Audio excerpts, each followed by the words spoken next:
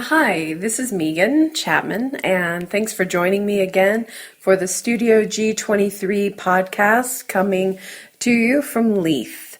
I've really appreciated all the questions that have come in the previous weeks, and I hope you all are listening and enjoying the podcast. This week, the question comes from the Comedy Corner on Twitter. You can find the Comedy Corner at Comedy Corner on Twitter. You can also visit their WordPress site, which is comedycorner.wordpress.com. So they want to know, how do you prepare to undertake a body of work? And does this differ each time, or do you have a set routine? That's a good question.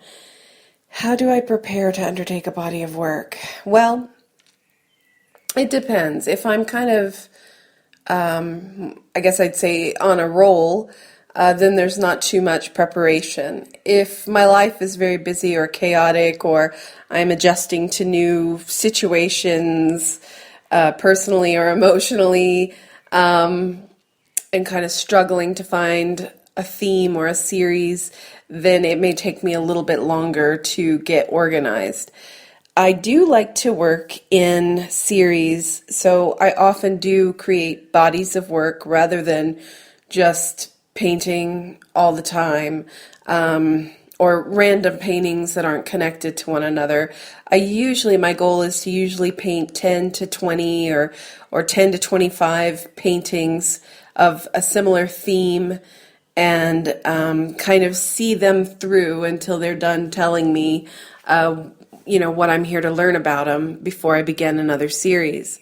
So I've just recently completed the 13 large paintings, and I am ready to jump back into painting. I'm really looking forward to painting again. And so the preparation that goes into it is making sure I have the correct materials, knowing what kind of materials I want to work with, knowing what palette of colors I want to work with.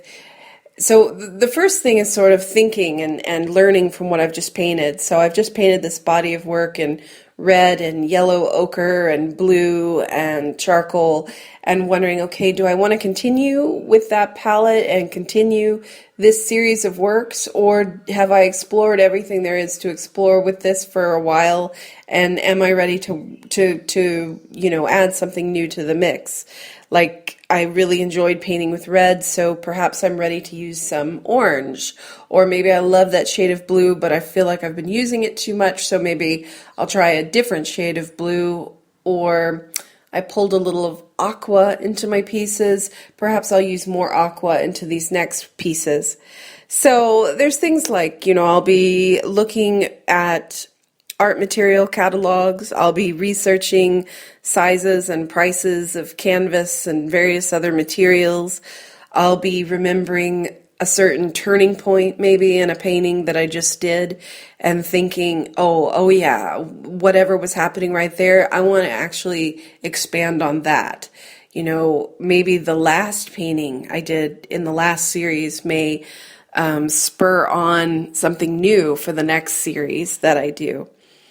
There's also time. Like, I like to live with the paintings, sort of. I mean, I don't have them on my walls or live with them physically in my home, but I like to sort of go into my studio and look at them several different times, take breaks from looking at them, then go back and look at them. And it's sort of this courtship, if you will, I think, between getting the materials together, looking at the work, identifying what it is you want to say, and then showing up and saying it, while also listening to what they're trying to tell you or the directions they're pulling you in, and being willing to follow along where the work takes you. And those kind of, I've referred to painting a lot as sort of like making soup. I've also referred to it like as a dance. And so I'm always sort of dancing, and that's kind of how I prepare for a body of work. But a lot of it comes down to the materials and having everything ready to do it, and being emotionally and physically ready to do it. For some folks, painting can be pretty physical labor and pretty tiring in some ways.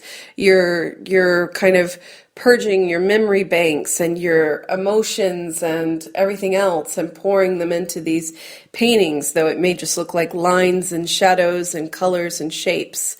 So I kind of have to be revved up and strong feeling to create a body of work that I want to do. So I would say it differs a little each time, but I probably at this point, after having done this for, most of 20 years now, it's a set routine, but with variations. So, the materials are incredibly important, and the size. And so I really enjoyed working large again after years of working relatively small. So I know that, the next series or the next works will be again large. I really enjoyed working with color, so I'm going to continue to work with color. I really, really enjoyed using charcoal, and I pretty much was down to just teeny tiny pieces of charcoal, and I had a lot of charcoal when I started, so now I know I need to get more charcoal and probably stronger, bigger sticks of charcoal, and the charcoal may even be more of an important part of the next series that I create. So it's sort of a continuum. It's kind of a wheel, it just keeps, every time you show up and work, the work changes and tells you something new, and that's something new that gives to the next body of work. But at the same time, I have taken a little bit of time off watching, you might want to watch some really inspiring films or listen to some inspiring music. Usually I search out, good music to listen to while I'm creating and put that in the back of my mind for the next series. Like, oh, I want to paint a series of paintings to this. And so I've kind of got a back catalog of, oh yeah, I'm going to watch that film and I'm going to listen to this body of music, and then I'm going to start getting ready, because you really can't physically give your heart, your emotions, your energy to these paintings without putting something inside to fill you back up again, so you're ready to keep painting.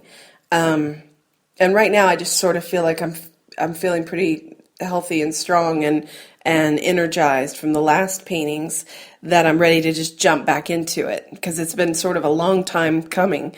This beginning of this last process was me sort of dragging my heels, and now I'm maybe just starting to touch the good parts where things feel a little bit more familiar and a little bit more settled, and I've got sort of a basic foundation again to work from here in my new space and in my new life. So that's probably a long answer to your very thoughtful question. So again, I want to thank the Comedy Corner. I do hope you'll check out their Twitter handle and their WordPress thing. And, you can always find my work at facebook.com /Megan.Chapman.artist.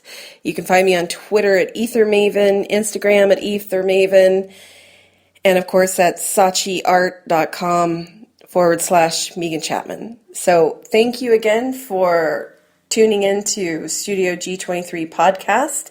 If you've got a question for me, find me on Twitter, find me on my Facebook art page. Let me know what you want to know about, and I will do my best to answer you. All right, thanks again. Bye-bye.